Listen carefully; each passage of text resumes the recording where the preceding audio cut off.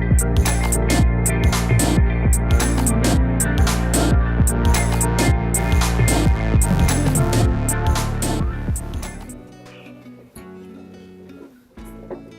my name's Archual. I'm the lead guitarist on YouthQuest. My hometown is Roanoke, Virginia, and my major is psychology.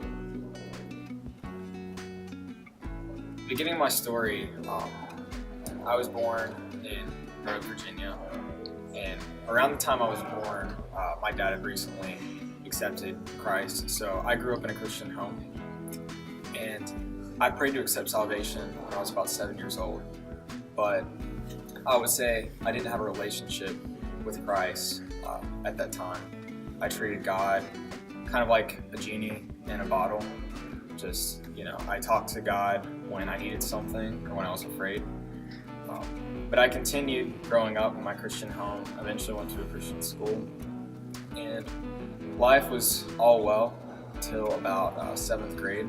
Around that time, I started hanging around a crowd that was a bad influence on me. It was an ungodly influence on me, and eventually started doing things that I knew were not pleasing to God.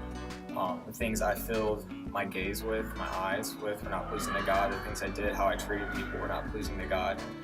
And sin was pleasurable for a season, like the Bible says, but around my 8th grade year, I could feel the effects of my disobedience and the distance from God that I had at the time. And God just started drawing me near to himself. And around that time also, a lot of instability was starting to happen in my home with my friends, just with family situations, friend situations. And really during that time, I saw my need for God.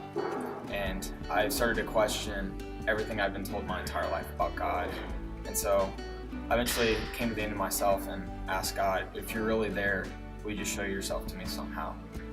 And around that time, a Sunday school teacher in my church that I didn't really know that well at the time gave me a Bible reading plan to read the Bible in a year.